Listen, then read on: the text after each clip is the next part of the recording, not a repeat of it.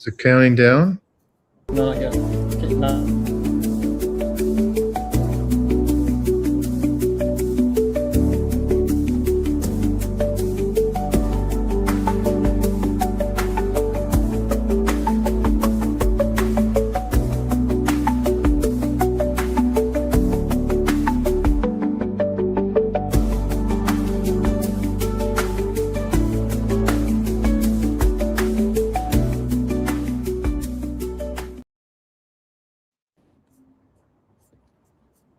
We are apparently live. Good day, comrade Yahya. How are you, brother? I'm doing very, very good, Dimitri. How are you doing? Good. Actually, given the difference in age between us, I should say young brother. You are in Beirut, Lebanon today, correct? Yes. Yep. So still in Beirut. We posted the Karbala video just to time it with Ashura, but been in Lebanon and Beirut for the past almost 3 weeks now, and it's been quite eventful, especially with the humiliating agreement that the traitors in the Lebanese government have decided to sign. Yes, I agree with your use of that term. In fact, calling them traitors is an insult to traitors. Let me just check and make sure we're live on YouTube. Let me see here. Yep, we're live on YouTube and X. We're live on X. Okay, I'm just going to pin this at the top. I am in Kalamata, Greece, by the way, everybody, as you might be able to tell from the background.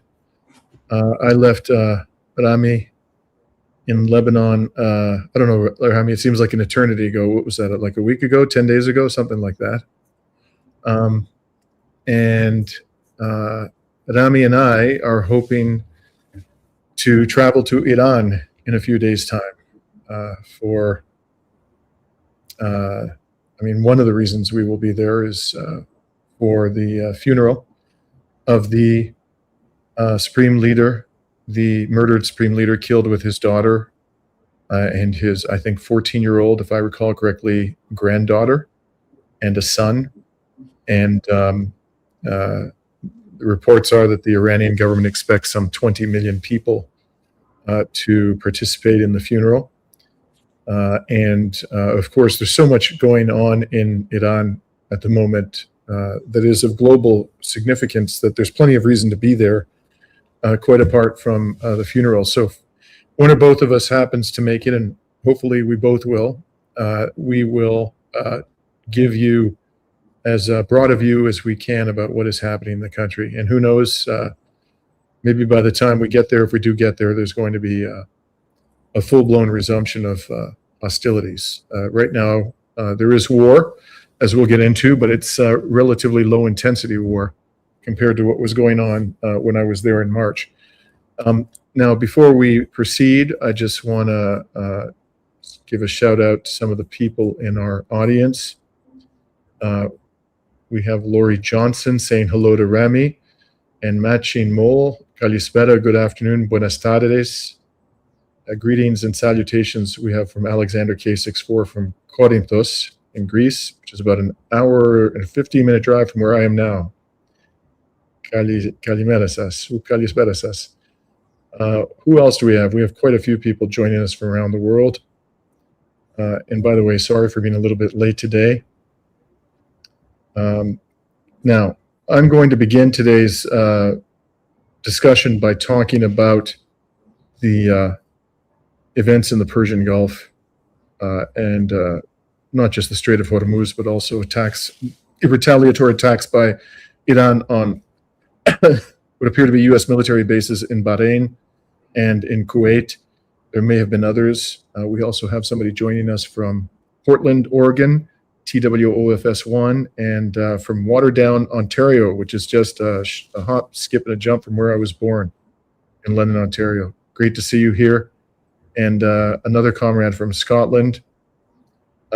So with that, Rami, why don't I begin by talking about the developments in Iran, and then Rami is going to tell you about the protests that he attended in Beirut after this treacherous, traitorous, perfidious spineless.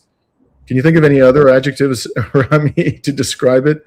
This thing that, This is the Zionist infiltration of the Lebanese government that is expressing itself in a very powerful way. So Rami will deal with that in the second half of our live stream today. Let me begin with Donald Trump's latest genocidal threat. He said today, for I don't know how many times he threatened to wipe out Iran, destroy Iran, blow up Iran, obliterate it. Use your verb, whatever verb of your preference. This is a report from The Guardian. I think Trump claimed that the U.S. has the upper hand after it launched further strikes on multiple targets in Iran, a day after it struck Iran in retaliation for a drone attack on a cargo ship in the Strait of Hormuz. Notice how they started there. The corporate media always started with what the non-Western adversary of the hegemon did. They don't talk about all the prior violations of the ceasefire that precipitated this. We'll come back to that. And then Trump is quoted as saying, there may come a point when we are no longer able to be reasonable, as if they've been reasonable up until now, and we'll be forced to militarily complete the job that we very successfully started. If that happens, the Islamic Republic of Iran will no longer exist. Again, you can scarcely imagine language that is more genocidal in character. He's threatening to wipe out the whole country, including his children. About an hour after Trump's post, however, the Kuwaiti army said its air defenses were responding to hostile missile and drone attacks while sirens sounded in Bahrain, according to that country's interior ministry. So it doesn't appear that the latest genocidal utterance of the deranged lunatic in the White House deterred Iran from retaliating against the U.S. Ceasefire violations. So let me talk about that. Let's look at a summary of where we are in terms of this agreement. And before I tell you about all the various ceasefire violations that I've been able to enumerate by the United States, let's just remember that this thing was only entered into about let me do the math. No, it's actually 12 days ago. So it was June 11. So this is the 28th, where I'm currently situated. So it was June 17th, 11 days. Okay. Now, we've said from the outset on this program, from before the signature, immediately after the signature, and constantly every day since the signature of this thing, that there will be no peace deal. That Trump has absolutely no intention of complying with this deal, that he's effectively dangling a bunch of juicy carrots in front of Iran in order to buy time, get the Strait of Hormuz open, and try to extract other concessions, particularly with respect to Lebanon. He's been trying very hard, along with his fellow war criminal Netanyahu, to de-link Lebanon, which is simply another way of saying to get Iran to throw Lebanon under the bus and to throw Palestine under the bus to pursue its own national interests. So we've been saying that every single day.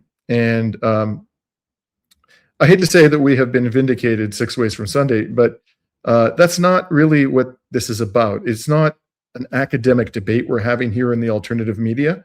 There are many people, it seems to me, who have been all too willing to believe what we all wanted to believe, which is that the war was over and that Trump had capitulated. I understand the desire to believe that. It is indeed strong. People of conscience want to see this war brought to an end, but we have to be realistic about who we're dealing with here and about the agenda of the U.S. government. And I say this isn't academic because this, getting this wrong has real world consequences for us all. If you persuade your audience as a podcaster who does geopolitical analysis that the war is over and that there's really no more work to be done by civil society to put a stop to it because Trump has capitulated, then you're demotivating people, particularly in the West, to put pressure on their governments to put a stop to this calamitous genocidal rampage by the United States and Israel in West Asia. So it's very important just for that reason that we get it right. We need, as members of Western society to place maximum pressure on our governments. And if we think that the job has been done, why will we expend our time and energy doing that? So that's one of the real world consequences of getting it wrong. And another real world consequence of getting it wrong is that if this thing is in fact destined to escalate, as we are absolutely convinced it will, then this is potentially going to cause a global economic catastrophe. So one of the services we can render as journalists to people in our audience is to help prepare them for what's coming, so they're not surprised and shocked by it and unprepared. And there are many ways you can prepare yourself for example, a global economic crisis. You may not be able to entirely immunize yourself from the consequences of that, but you can take some steps to precautionary steps to minimize the impact on you and your loved ones. So it is very important that we get this right. It's not just an academic debate at college or something. And so that's why we keep harping on this. This is not over. The war is not over. And the genocidal threats of Donald Trump is just one indication of that. So let me, summarize for you, quickly compile a list this afternoon of the MOU violations that I have been able to identify. Number one, Trump has tried to seize control of the Strait of Hormuz by force. Not by persuasion, but by force. So the use of force is prohibited under the MOU. All military operations are to cease. Number two, he has now bombed Iranian territory repeatedly. He's not simply attacked, naval assets or sent warships through the Strait of Hormuz with the intention of asserting militarily control over the strait. And there are many reports that the U.S. military has done that. He's also bombing the sovereign territory of Iran. Number three, he has not allowed to Iran the transfer, as far as I can tell, of any of its frozen assets. And frozen is just a fancy way of saying stolen. Not a penny. There's been a hell of a lot of discussion about it, but I have not seen any credible official confirmation by Iran that it has received any of its frozen assets. Number four, he has not stopped Israel from killing people on all fronts. That's the language that the MOU uses. And it's, the MOU doesn't explicitly refer to Palestine. It does explicitly refer to Lebanon. But unquestionably, Palestine is one of the fronts. In fact, it is the original front in this genocidal war. And it is the front where Israel has committed the most heinous crimes against civilians.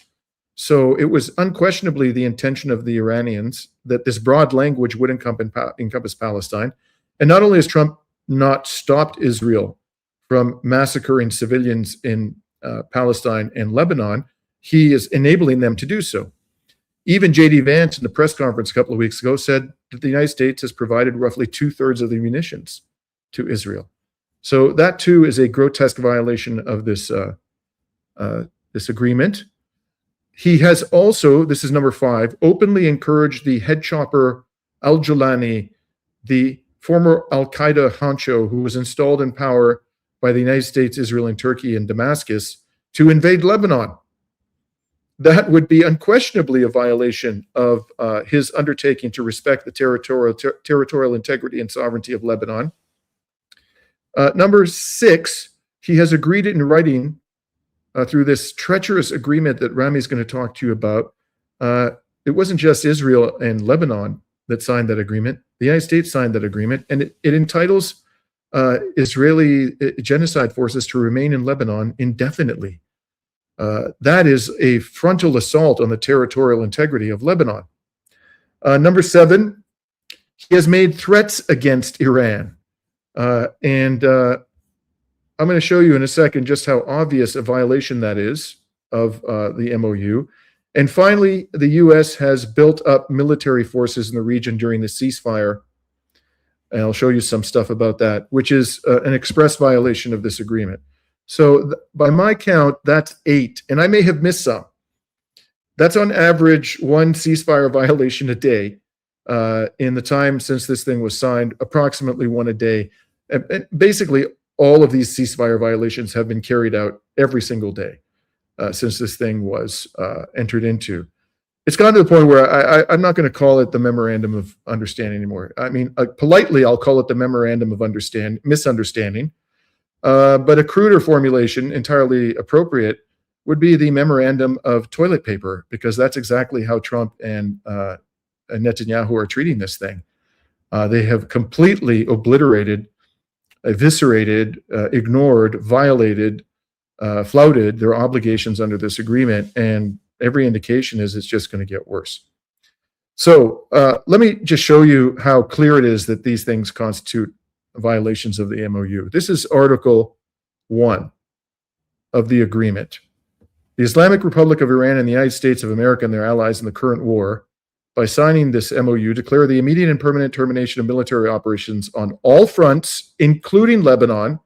So the use of the word including clearly suggests that the phrase all fronts was not intended to be confined to Lebanon.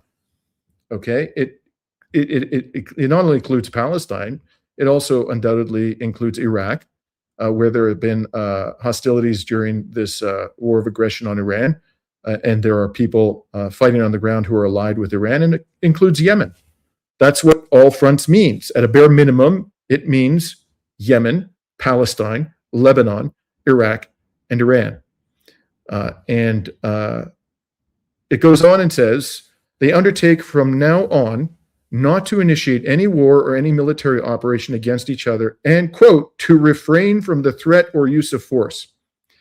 I just showed you Donald Trump saying that the Islamic Republic will cease to exist. You can't imagine a more brazen and genocidal threat of the use of force than that. And remember that when Donald Trump became angry because Iran was not relinquishing control over the Strait of Hormuz, I believe it was, and the Iranian delegation was about to arrive in Switzerland on their way, he not only threatened to obliterate Iran, this was after the signature, just right after the signature of this piece of toilet paper, he also said that he would potentially murder the Iranian negotiating team before they got home.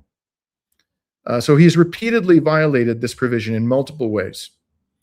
Now, on the buildup of U.S. military forces, let's see what the agreement has to say about that. This is Article 9. Pending the final deal, the Islamic Republic of Iran and the United States of America agree to maintain the status quo. I just want to pause there. This is relevant to the Strait of Hormuz. Okay, I'm going to come back to that in a moment. It says maintain the status quo, and then it goes on and it specifies what that means in part. The Islamic Republic of Iran will maintain the current status quo of its nuclear program, and the United States of America will not impose any new sanctions and will not deploy any additional forces in the region. But I think this paragraph, fairly read, is actually broader than that, because there's a semicolon after quo in the second line. So they're supposed to maintain the status quo in all respects, but the agreement then goes on to specify two ways in which they must do that. So what does the media have to say about this? Let's listen to some talking heads on Fox. How many assets are sort of still available to the U.S. in the region? Has there been any drawdown since the Memorandum of Understanding? I mean, the blockade as it existed is over, but are all those ships and assets still in place in the region? Bit, but they still have pretty much all the firepower available to them that was there when the ceasefire began. And keep in mind, during that time, both sides have actually been able to sort of refit. So the U.S. has been able to take the missiles that were fired off of ships and restock them. Many of the aircraft that were there, they've had time to rest. They've even brought in an additional carrier air wing, an additional carrier strike group. The Iranians have done the same thing. They've been trying to sort of reset should, in fact, major combat operations restart. Again, and I want to stress this, this appears to be right now a direct response to the Iranian drone strike from yesterday. Again, air wing and additional carrier strike them.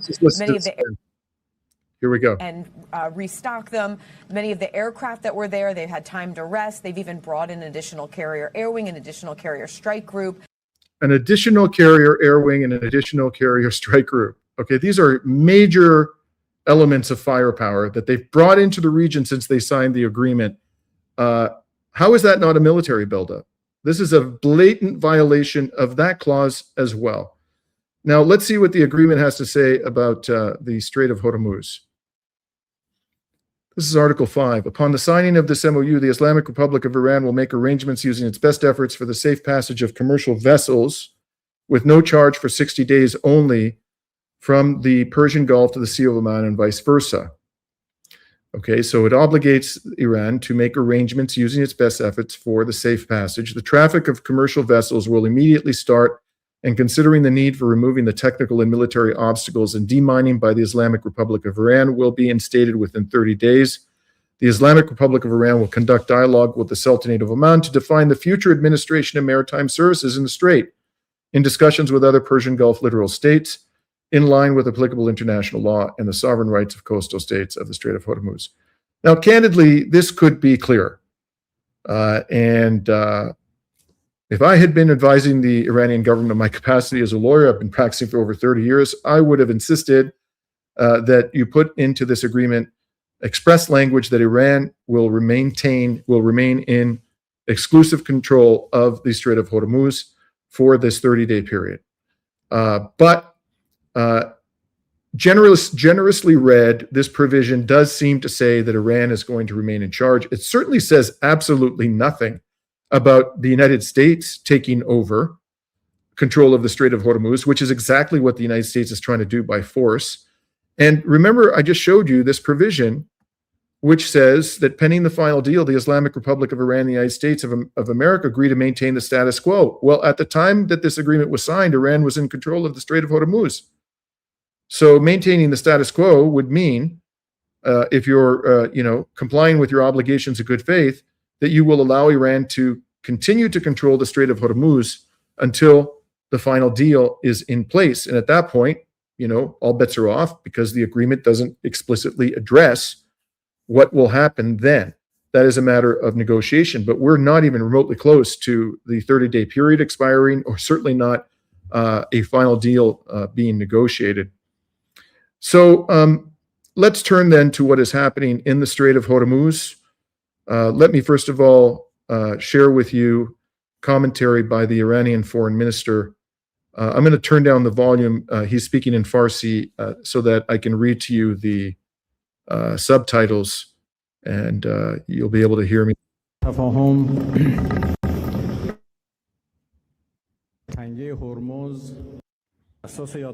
Based on the Memorandum of Understanding,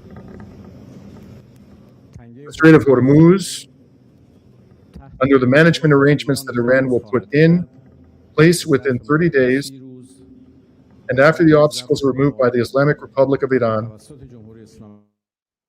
will return to its pre-war capacity.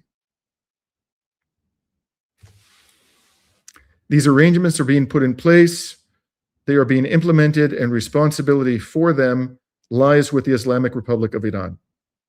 No other institution or country has any responsibility in this regard based on the Memorandum of Understanding. And in fact, that's true.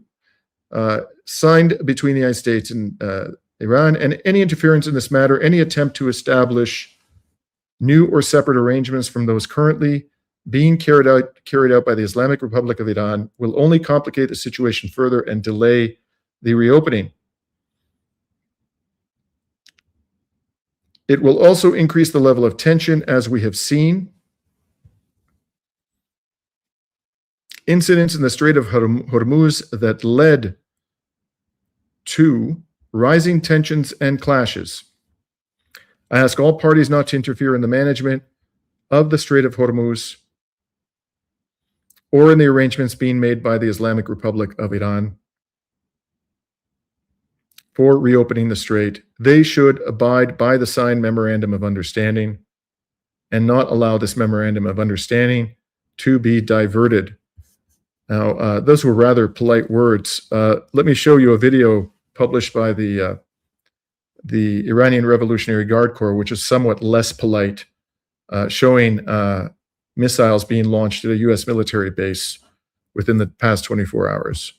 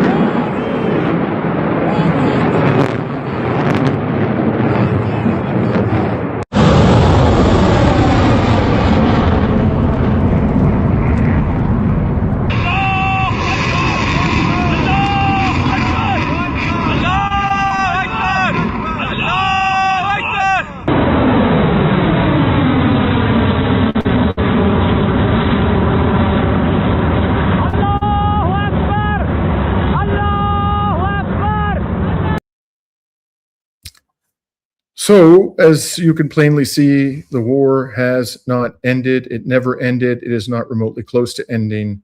And it's time for all of us when I say us, I'm referring to my colleagues in the journalistic community, with all due respect, engendering in our audiences an expectation that this thing will end.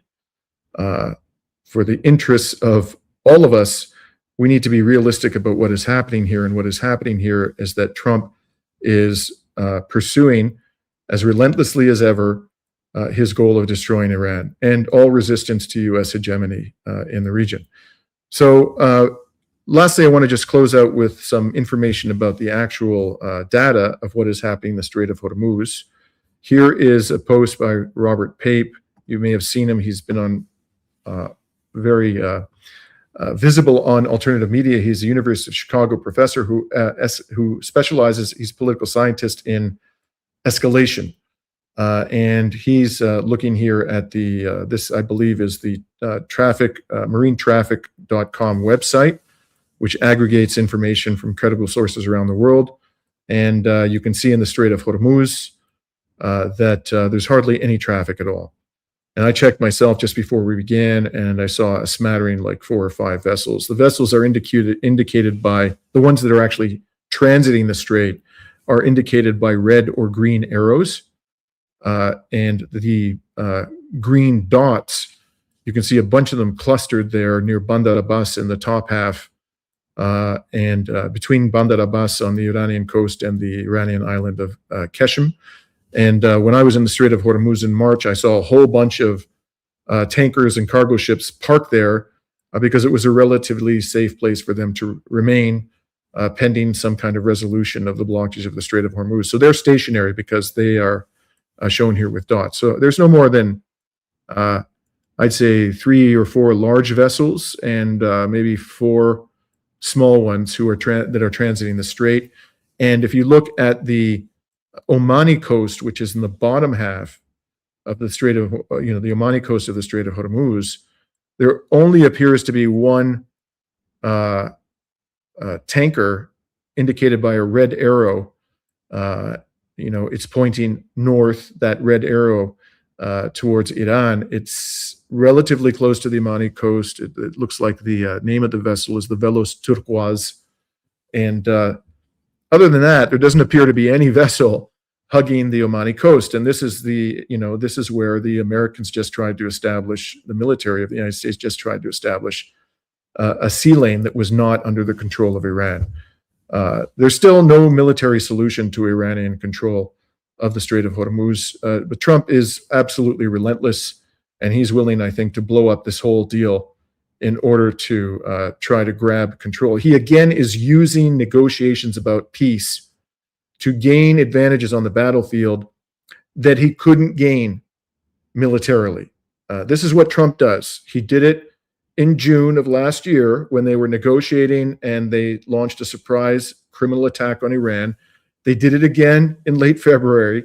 They pretended to be negotiating, and here they are doing it again, pretending to be negotiating about a permanent peace deal and trying to sneakily, in a con man, cheating, treacherous sort of way, grab control of the Strait of Hormuz when they couldn't do that in a time of open warfare. And the Iranians, I think, are just not going to have any of it.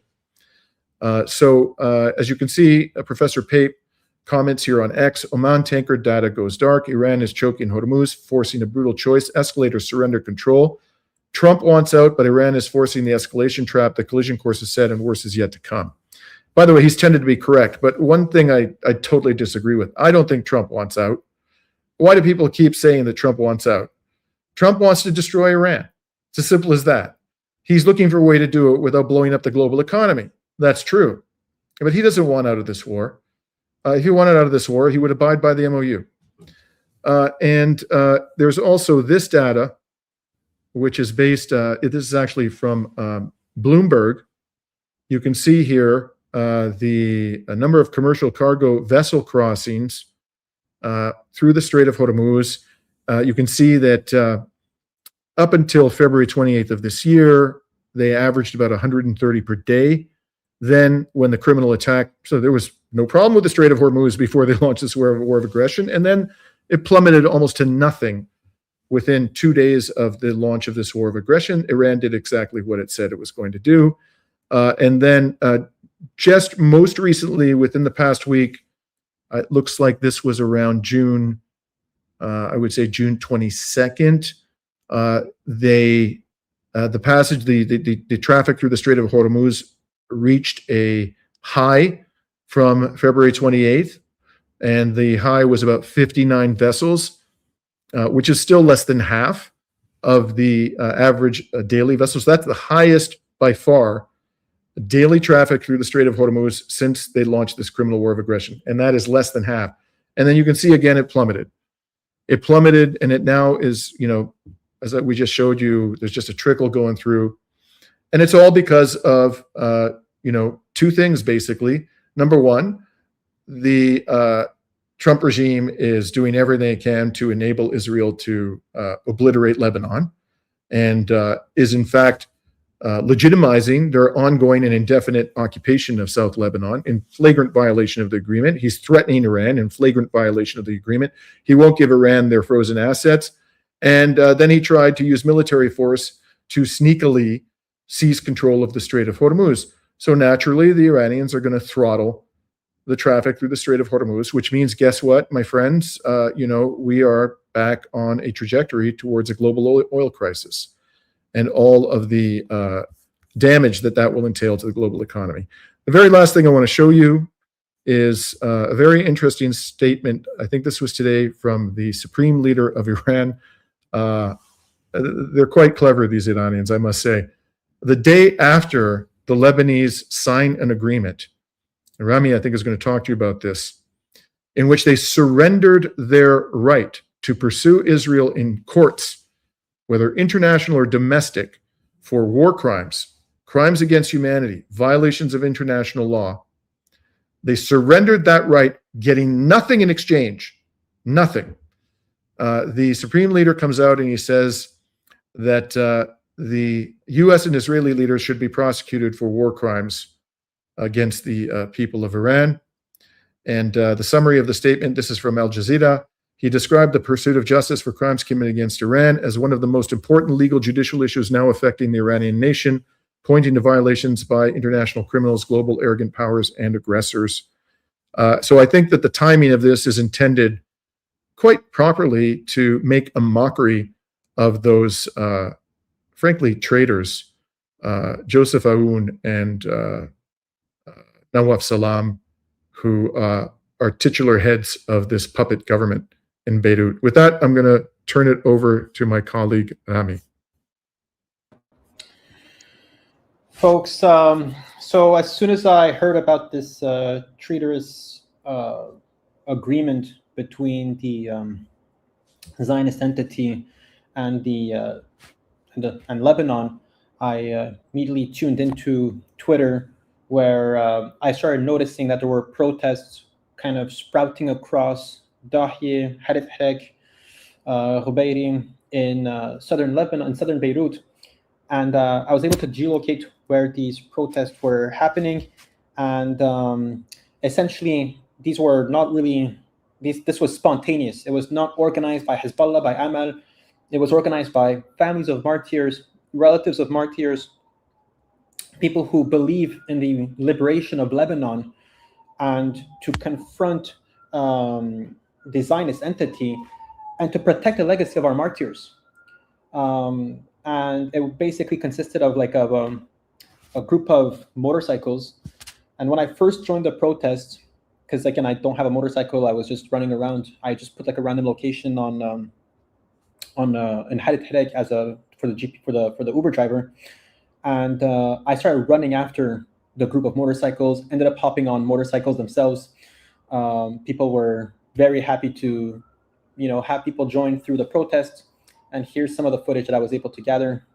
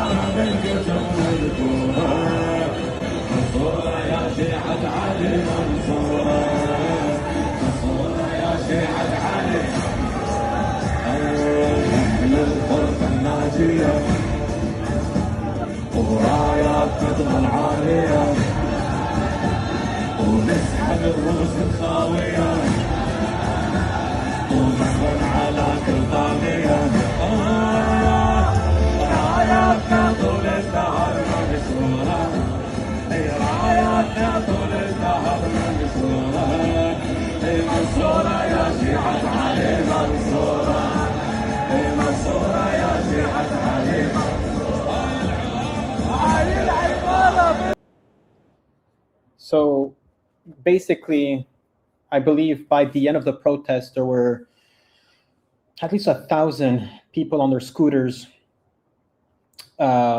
taking the airport road that cuts through Dahye, that reaches, of course, the airport.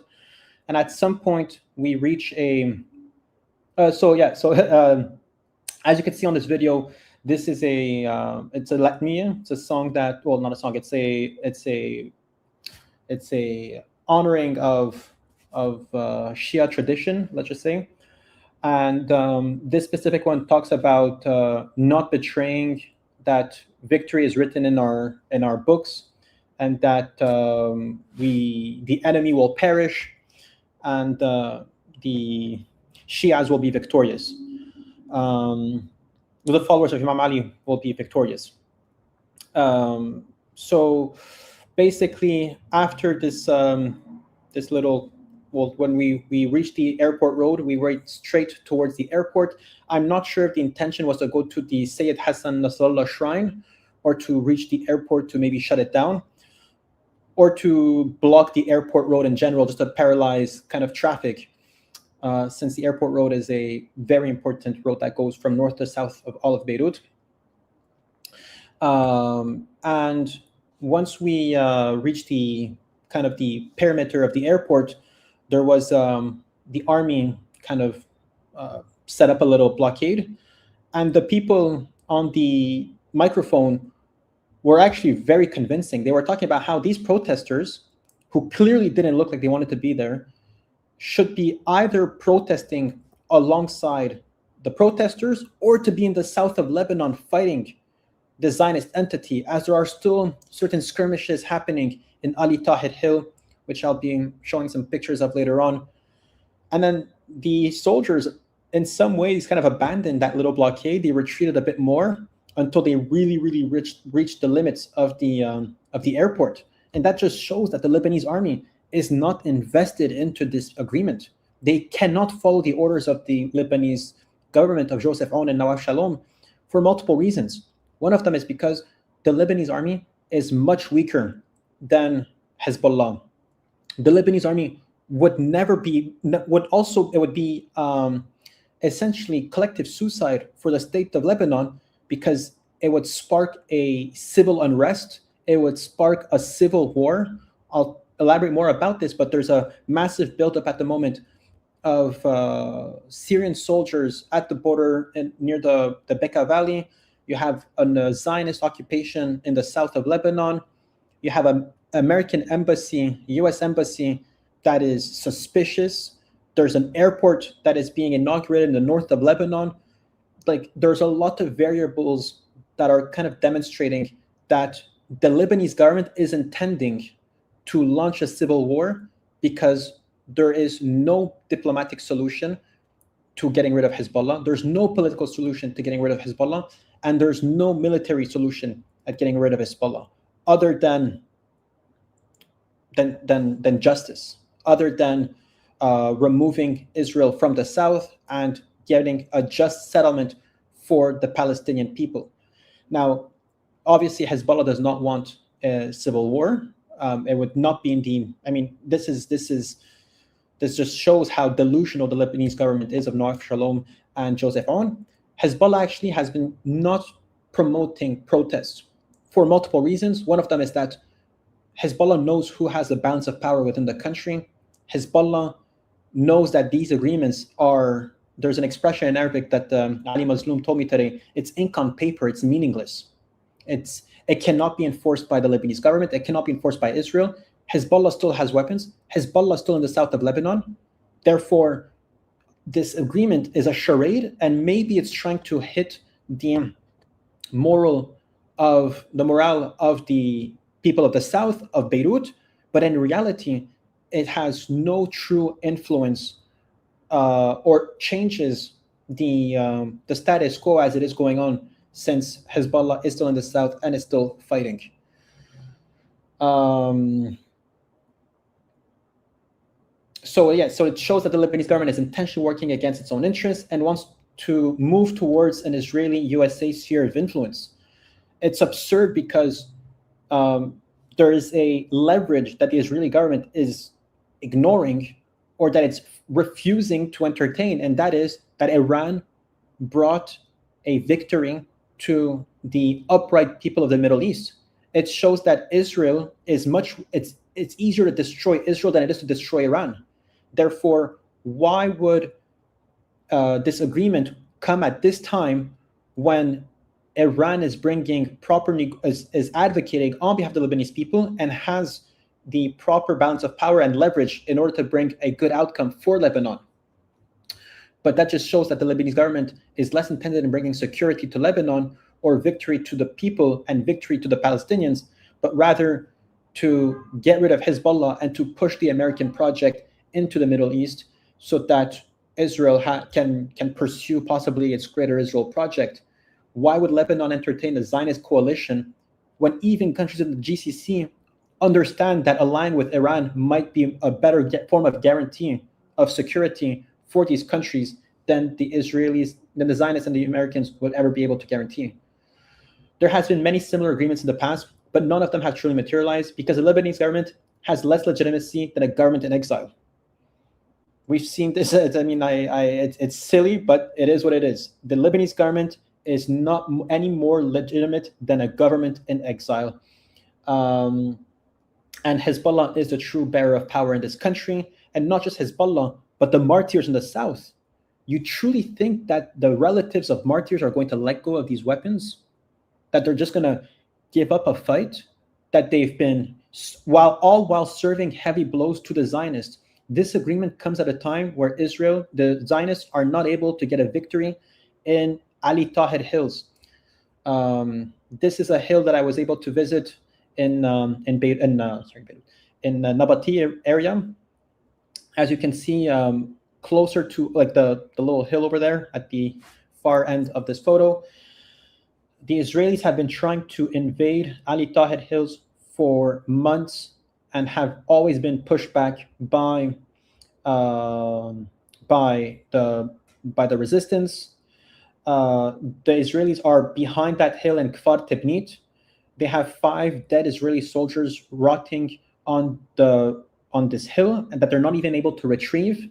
The Israelis are claiming that there's Imad 4, a very important Hezbollah base under that hill, although my contacts in Lebanon and the journalist community say that there's no evidence that Imad 4 is truly under Ali Tahir. They claim that, yep. I just want to remind you here, sorry to interrupt you, man, because we got a warning from YouTube last time you tried to do a report on Ali Tahir Hill, that you choose your words carefully. They remove Rami's video from Ali Tahir, so we have to. But you can watch that. I'm sorry, just one other thing. You can watch that report unedited on our Rumble channel, but here on YouTube we have to exercise restraint. Sorry, Rami, go ahead. I think we pinpoint the word that was used, and I'm going to make sure not to use it, just so that we could at least get some value on Ali Tahir. But the Israelis have not been able to, they claim to control Ali Tahir Hills, but they're not able to show us any evidence or footage of this magnificent tunnels that they claim that is under Ali Tahir. So basically similar to what Dimitri was saying about Trump trying to get a victory in peace negotiations that he was not able to get in the battlefield. Well, that's the case in Lebanon as well. Israel is not controlling any major cities in the south of Lebanon. It is not controlling any arteries in the south of Lebanon that would significantly restrict Hezbollah's ability to defend the south. So what it's doing now, it's trying to negotiate with the traitors in the Lebanese government. And Sayyid Hassan has a quote that says, "What the enemy couldn't achieve on the battlefield will not be achieved through diplomacy or politics either." And now there's the Israeli, the Zionist agreement that Nawaf Shalom has signed upon, was supposed to bring, was supposed to have like a pilot aspect, and that the Israelis, I believe today, claimed that they withdrew from two villages.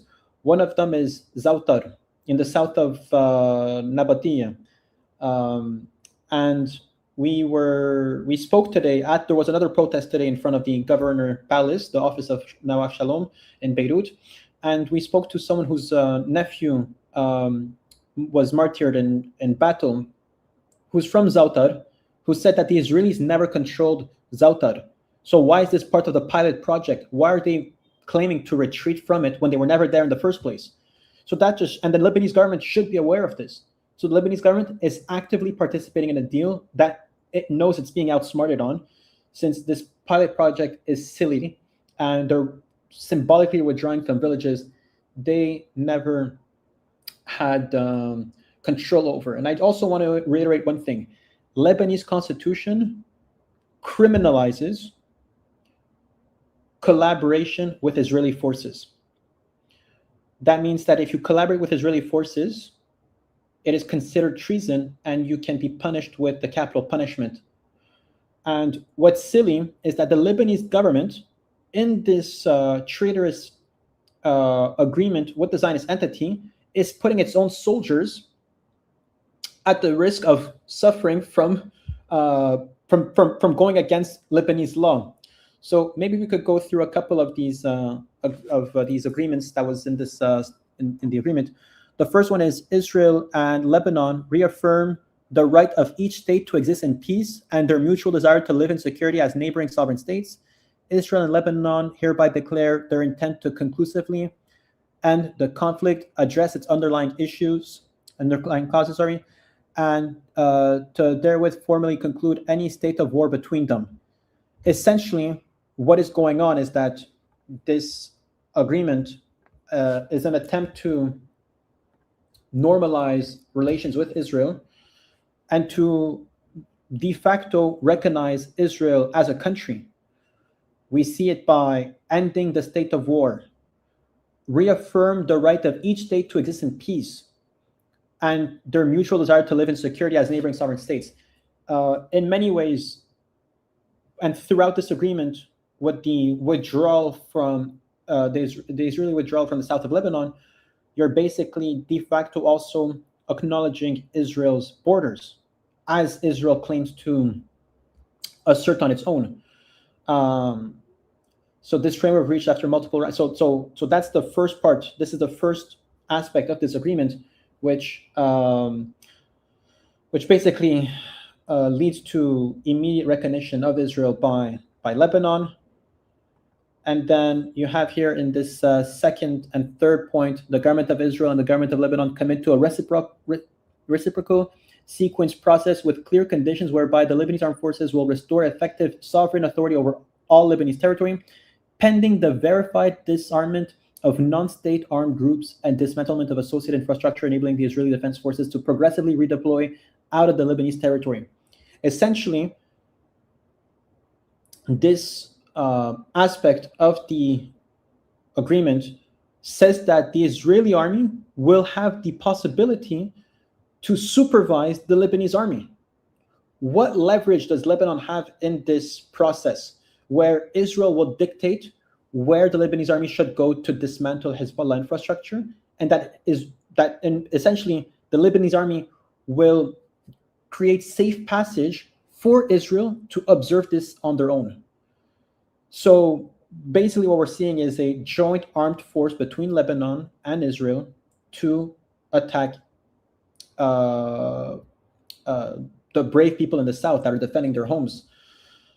And I find it silly because the Lebanese army was scared of entering the south of Lebanon and to exert sovereignty over its own territory, and now it is, but under being handheld by the Zionists.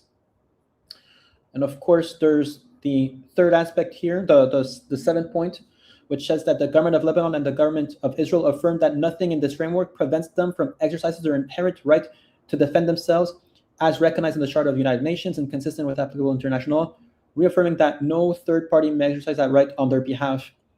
So that's the Lebanese government basically putting Hezbollah under the rug.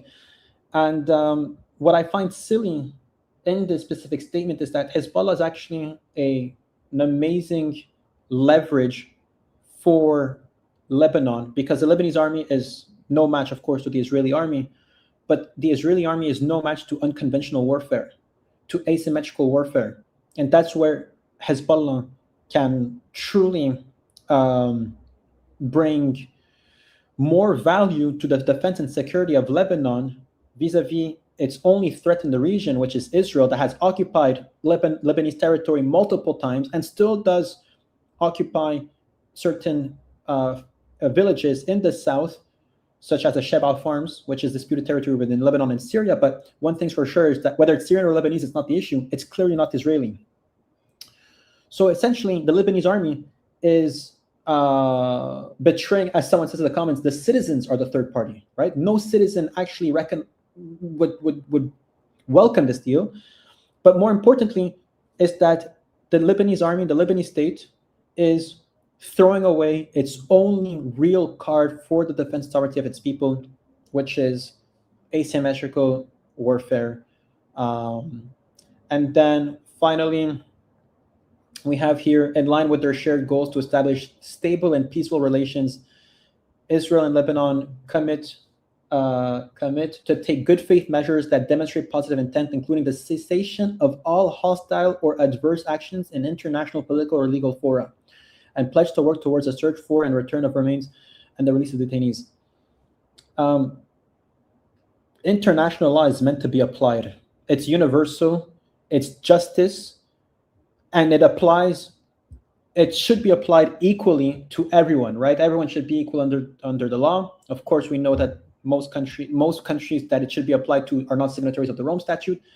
But then again, and what's absurd is that Noaf Shalom, who was also a judge and member of the committees of some of the highest international criminal courts, would agree to such a statement in this agreement.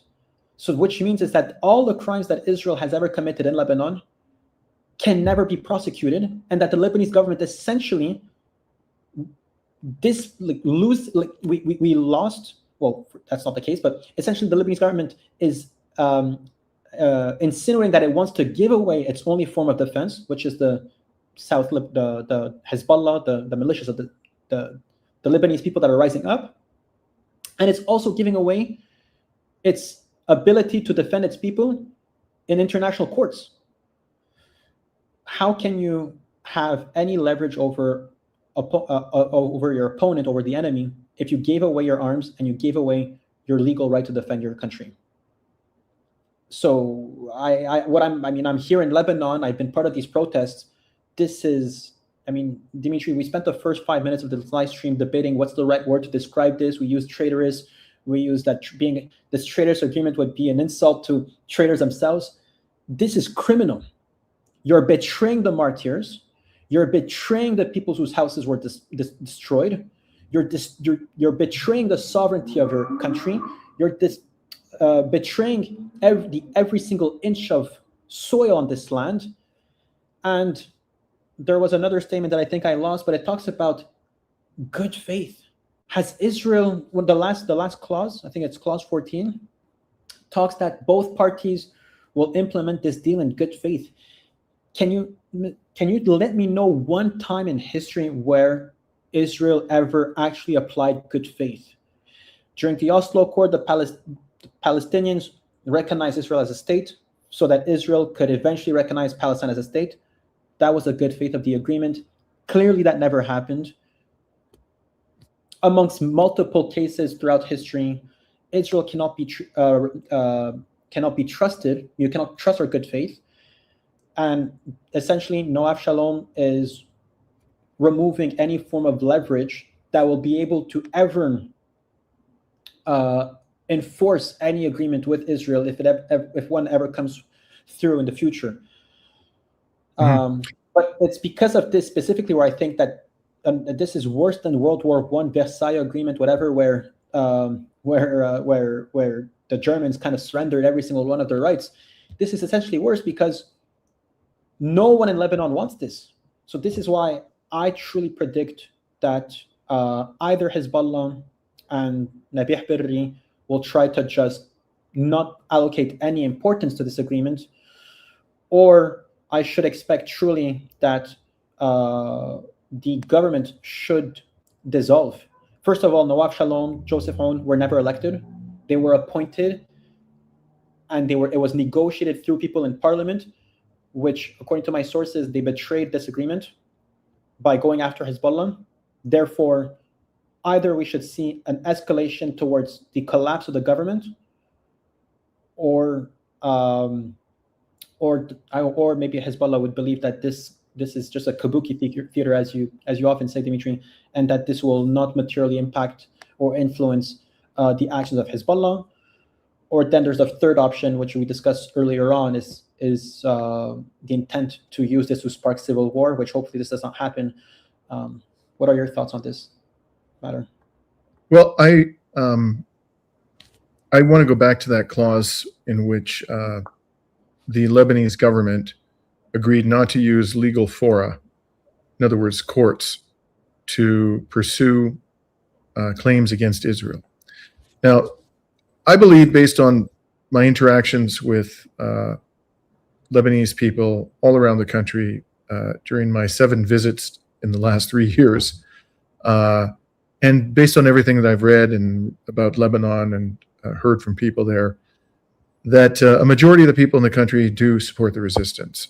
I can't say that with a certainty, but I feel pretty confident that that is true. I don't know exactly how large a majority, but there are also, and I think we all have to be realistic about this, there is a significant percentage of the population that is opposed to the armed resistance groups, and that even blames them for having provoked Israel.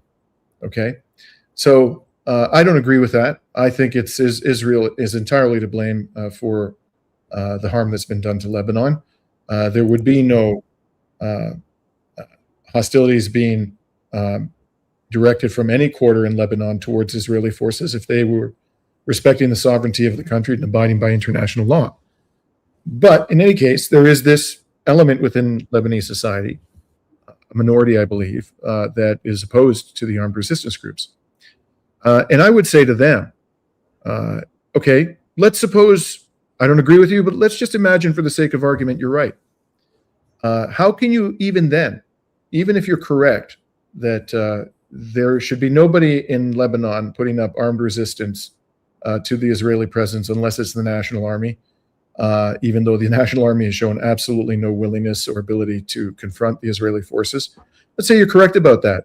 How can you possibly justify the Lebanese government giving up the right to pursue legal claims against Israel for killing children in Lebanon, for murdering medical workers, for destroying hospitals, for blowing up ambulances, for massacring journalists?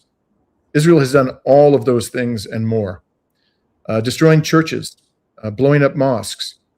So even if you are justified in being opposed to armed resistance groups, I can't imagine how anybody, any Lebanese citizen, could accede to a provision like this, Article 13 of this agreement, which deprives the Lebanese government of the ability just to pursue legal claims against Israel in a court of law over the war crimes it has committed against innocent Lebanese people, including children. I repeat, including children. So every single Lebanese person, in my view, whatever their political persuasion may be, whatever they may feel about armed resistance, should be absolutely apoplectic about this provision and should demand the resignation of their government. I've never seen anything like this. I mean, you see things like this in a settlement agreement where I've negotiated, as I've said many times, as a class action lawyer, dozens of settlement agreements. And of course, there are clauses in there which say, you know, you're not going to pursue claims against the other side in exchange. Based upon the facts which gave rise to the litigation. Okay, but in all of those contexts, the party that makes that commitment is getting something very substantial in exchange. Okay, you're getting, for example, in class actions, a large sum of money to give up your claims, any further claims. They're paying you. So they're giving you what you consider to be fair value for your claims. The Lebanese government got nothing for this. There's not even a deadline for Israel to withdraw. Deadline 3-4 years down the road. There's no hard date by which Israel should withdraw. There's no compensation mechanism. Nothing. There's no requirement that they allow people who live in these areas to come back to their homes. That they allow Lebanese civilians in the areas that they occupy to begin reconstructing their destroyed residences. Nothing like that. So I've never seen such a thing in all my years as a lawyer. And if I were a Lebanese, I'm outraged by it. And I'm not even Lebanese. So I think these people should be removed from office forthwith. And, the political parties need to get together and find new representation. Also, one of the clauses in this agreement says that the United States and Lebanon will ensure that there's no flow of money that would end up in the hands of non-state actors that would be hostile to Israel. And what we're trying to see already on Twitter is some accounts that are kind of newly created that are exposing Shia-owned businesses. I just saw a thread on a coffee shop called Stories. There's Wish, which is an imported money transfer platform in Lebanon. So it's truly bringing back there's a witch hunt going on against Shias in Lebanon because they cannot get a victory on the battlefield. Therefore, they're trying to spread this type of BS. And also, Dimitri, when you were talking about your comparison to class action lawsuits, you mentioned further, like related to the fact, Lebanon is not revoking its right to prosecute Israel due to the circumstances or the war that happened over the last 3 years, but essentially for everything that has happened in the past and possibly the future. This is unreasonable. Truly, you've revoked your sole right to defend your country on international platforms against the only country that has invaded you over the last decade or so. Yeah, I'm not sure. I thought I heard you say that they're not giving up the right. They are giving up the right. Okay, I misunderstood. It says here, including the cessation of all hostile or adverse actions in international political. So they can't even go in front of the UN Security Council and complain. They can't even. Civil war stuff. They cannot even complain about civil war stuff. Unbelievable that they signed this thing. They can't go to the General Assembly. They can't stand up in the Lebanese parliament and condemn Israel's aggression against the country. It says all hostile or adverse actions in international. Well, I guess they could do it domestically because it says international. But in the General Assembly or the UN Security Council or any other international organization, they have to zip it up. And they can't condemn Israel's crimes against their country. Wow. Just wow. So it's not limited to one part of Lebanese history, let's just say October 8, 2023 to today. There's also, I mentioned the Sheba Farms. There are territorial disputes beyond the territories that Israel has occupied since the 2nd of March. It's traitorous. It's completely traitorous. I have no respect for the Lebanese government. Nabih Berri, the Secretary of State, doesn't recognize this deal. And actually, I just saw an article about him negotiating with the Secretary of State of Iran. So there's already certain signs that the Lebanese cabinet is not united on this agreement. I'm much more confused about what will this mean, if there's a possibility for the Lebanese government to be dissolved. I know Hezbollah has a lot of seats in parliament. But yeah, I think we're in for there's a lot to be monitored. Yeah, I'm not mistaken. I'm looking for it here on my X profile, but I shared today a post. I think it might have been the Cradle or Al Jazeera, quoted Daniel Levy, former advisor to the Israeli government, as saying that Iran negotiated a better deal for Lebanon than the Lebanese government. Wow. Okay, Rami, shall we take some questions? Absolutely.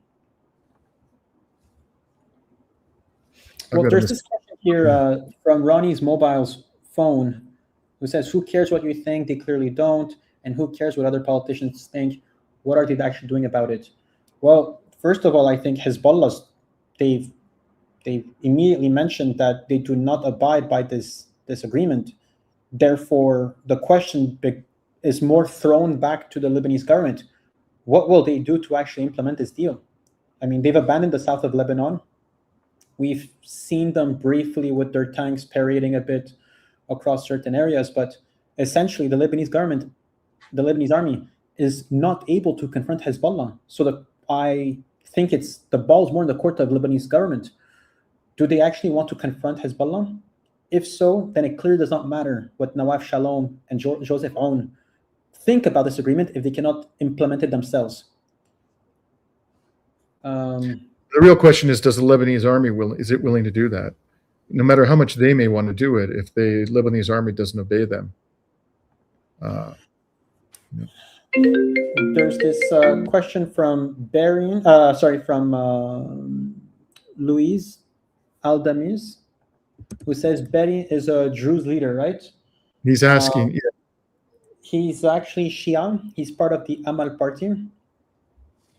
And he's a close ally of Hezbollah. Yep. So, so I hope that answers your question. Does Lebanon have death sentences? It does, but I don't think it was ever applied recently. So yes, time to put your questions into the chat.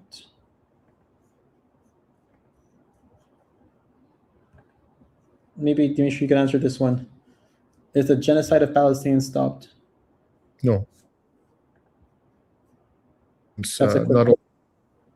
Not only are they continuing to kill civilians every single day, Israel has killed civilians, including children, most days, including today. But in addition, the conditions in which the survivors of the genocidal rampage are being forced to subsist are life-threatening. They don't have access to clean water. They don't have access to reasonable medical care. They're living in tents in suffocating heat.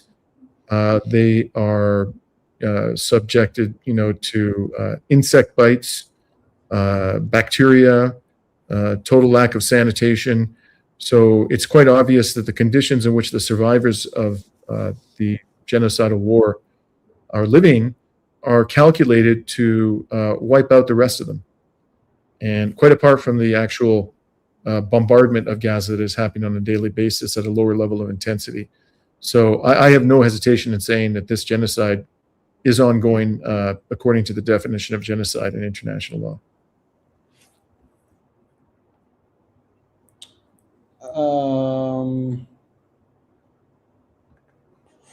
So there's a question here that I had. Let's see.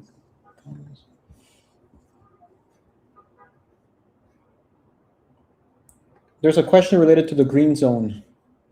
And I feel like now we're starting to become a bit of a specialist on this matter. But any thoughts on what happened, I think, today in Iraq's green zone, aka occupation zone, in terms of arrested politicians? There were 47 politicians in the Iraqi green zone, in the green zone of Baghdad, that got arrested. I was told by some friends of mine that I met in Iraq that 11 of them are high profile. It seems like they're, from what I've been hearing, is that the state has been losing lots of money, and in order to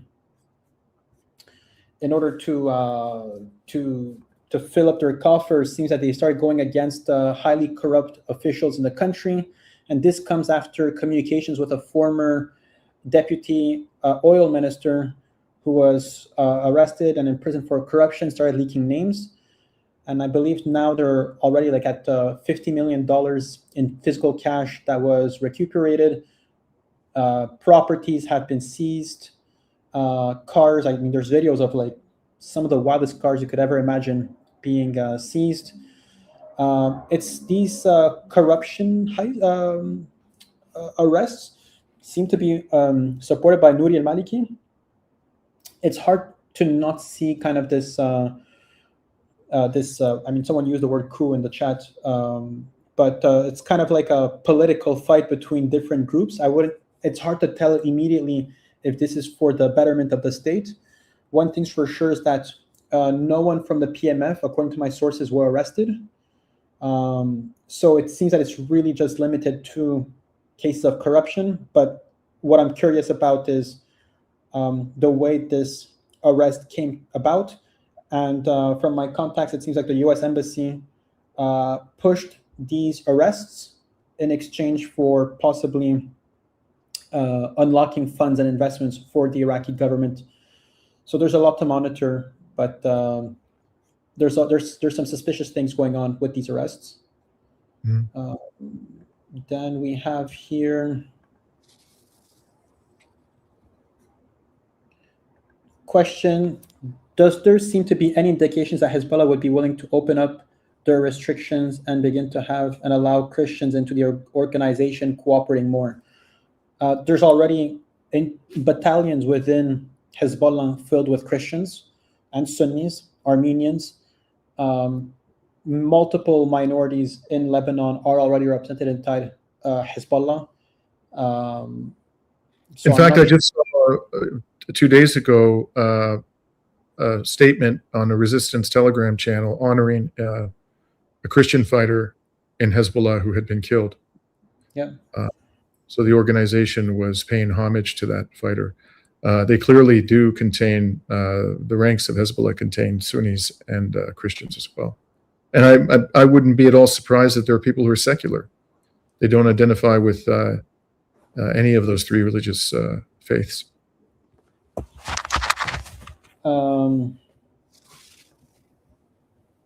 Anything else, Rami, or shall we call it a day? I think we should call it a day.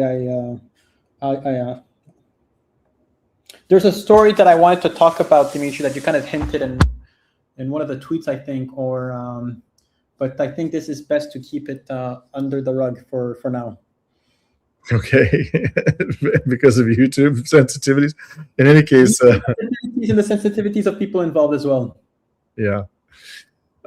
So Deep Valley 6698, thank you very much for your contribution. And those others that we briefly posted, there have been a number of you who've generously donated during this live stream. Thank you so much.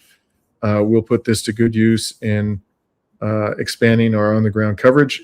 And hopefully, as I mentioned earlier in this live stream, both Rami and I will be in Iran shortly during the funeral, which is going to take place over several days, of the assassinated former Supreme Leader, Imam Khamenei.